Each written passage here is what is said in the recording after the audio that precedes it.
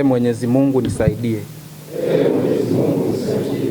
Na wakumbusha makatibu wa AMCOS kuzingatia kiapo cha uadilifu wakati wote wa ugawaji wa pembejeo.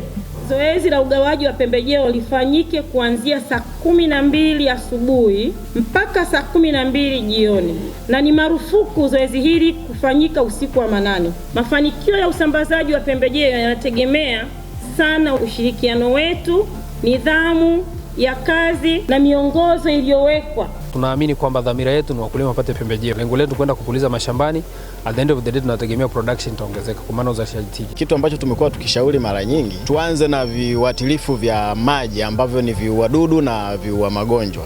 Na ndicho ambacho tulishauri bodi na wanaona wameanza nacho.